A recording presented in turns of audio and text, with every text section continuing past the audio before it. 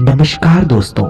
जैसा कि मैंने आप लोगों से कहा था कि इस कहानी का सेकंड पार्ट मैं आप लोगों के लिए जल्द ही लेकर आऊंगा, तो आज मैं आप लोगों के लिए इस कहानी का सेकंड पार्ट लेकर आ गया हूं।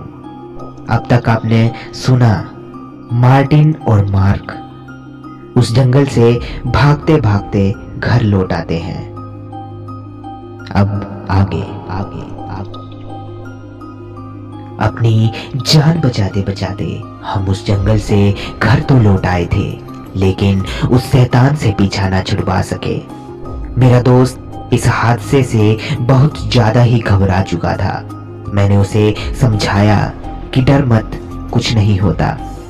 तब हम थक भी चुके थे, तो मैंने उसे बोला चल सो जा, कल सुबह बात करेंगे इस बारे में। और फिर हम दोनों सो गए। लेकिन हम दोनों के साथ कुछ अजीब चीज घटी उस रात कि हम दोनों को एक ही सपना हमें दिखाई दिया। ये कैसे हो सकता था? जब सुबह मैंने मार्टिन को अपने सपने के बारे में बताया कि रात को मुझे दिखा कि मैं एक सुनसान जंगल में हूं और वहां एक गुफा है। उस गुफा से मेरा नाम लेकर मुझे बुलाया जा रहा था। जब मैं उस गुफा के अंदर जाता हूं तो मैं देखता हूं कि एक भयानक शैतान, जो कि वही था जिसे हमने रात को देखा था, वही लाल भयानक आंखों वाला, और उसने मार्टिन को गले से पकड़ा हुआ था। वो मुझे देखकर हंस रहा था। इतने में ही मेरी आंख खुल जाती है। ये सब सुन के मार्टिन का चेहरा उतर जाता है और मेरी तरफ डरते हुए बोलता है, यार मार्क, ये सेम सपना मैंने भी देखा, लेकिन उसमें उस शैतान ने तुझे गले से पकड़ा हुआ था। ये सब हमारे साथ क्यों हो रहा है? मुझे लगता है हम दोनों को वो वेंडिगो नहीं छोड़ेगा। मैंने उसे संभालते हुए बोला, अरे यार मार्टिन, कुछ नहीं हुआ। हम रात डर गए थे ना, तो हमें सेम सपना दिखा। डर मत, कुछ नहीं होता। लेकिन अंदर ही अंदर मैं बहुत ज्यादा डरा हुआ था, क्योंकि मुझे पता था कि हमारी छोटी सी ये गलती अब हमें भारी पड़ेगी। क्योंकि मैंने अपनी दादी से सुना हुआ था कि वेंडिगो ऐसे नहीं आते। जब उनको बुलाया जाता है किसी इंसान के द्वारा, तो वो या तो उस इंसान को अपने बस में कर लेता है या फिर उसे मारकर अपने साथ ले जाता है। खैर, थोड़े दिन तो हमारे साथ कुछ नहीं हुआ, लेकिन एक रात मैं सो रहा था और मेरे रूम की खिड़की से बड़ी ही ज्यादा गुर्राने की आवाजें आ रही थी।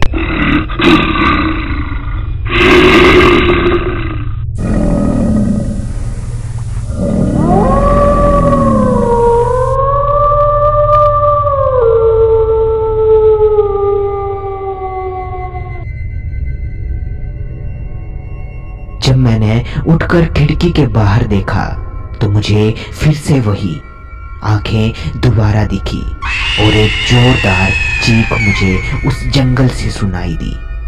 और वो शैतान मेरे खिड़की में से अंदर आने की कोशिश कर रहा था, लेकिन वो अंदर नहीं आ पा रहा था। ऐसा लग रहा था शायद उसे कोई अदृश्य शक्ति अंदर आने नहीं दे रही थी, उसे अंदर आने से रोक रही थी। ये सब देख के मुझे बहुत डर लग रहा था और ना मेरी चीख निकल रही थी और ना ही मैं हिल पा रहा था। मैं एकदम सुन्न हो गया था। फिर मुझे एक आवाज सुनाई दी, जो कि उस शैतान वेंडिगो की ही थी। वो मेरी तरफ देखते हुए बोला, मार्क, तुझे मेरे साथ चलना होगा। तुझे मैं अपने साथ ले जाऊंगा। तेरा दोस्त मार्टिन तो मेरे पास आ गया है, अब तेरी बारी है। तकरीबन सुबह 4 बजे तक वो शैतान मेरी खिड़की पर ही खड़ा रहा, लेकिन वो अंदर नहीं आ सका। सुबह 9 बजे मैं ब्रेकफास्ट कर रहा था। तभी मेरी मम्मा दौड़ते हुए मेरे पास आए और मुझे बताया कि रात को मार्टिन की छत पर से गिरने पर उसकी मौत हो गई है। मैं इस खबर को सुनकर सदमे में आ गया और अपने आप को उसकी मौत का जिम्मेदार समझने लगा। ना मैं उसे अपने साथ लेकर जाता, ना मैं उस वेंडिगो को बुलाता, तो शायद मेरा बेस्ट फ्रेंड आज जिंदा होता। अब मेरे घर में एक मनहूसियत सी छाने लगी थी। उस वेंडिगो का साया अब मुझे हर जगह दिखने लगा था। हर रात मुझे मेरे सपने में मार्टिन दिखता था और बोलता था, इस शैतान ने मुझे यहाँ बंद करके रखा है। मार्क दोस्त, मुझे बचाना यार। हर रात मुझे यही दिखता था। मेरे दोस्त के जाने के बाद मैं एकदम अकेला हो गया हूँ। वो लाल आंखें मुझे पागल कर देंगी।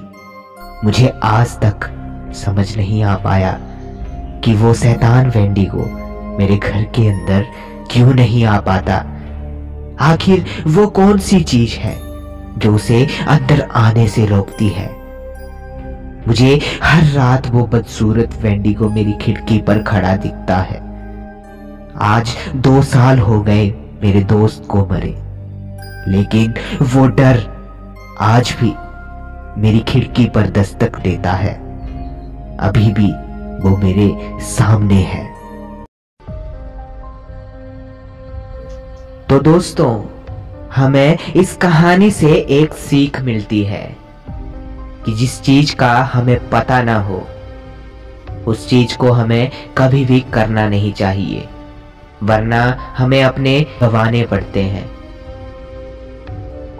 अगर आप लोगों को ये कहानी अच्छी लगी हो तो हमारे चैनल को सब्सक्राइब करें और हमारी छोटी सी YouTube फैमिली का हिस्सा बने।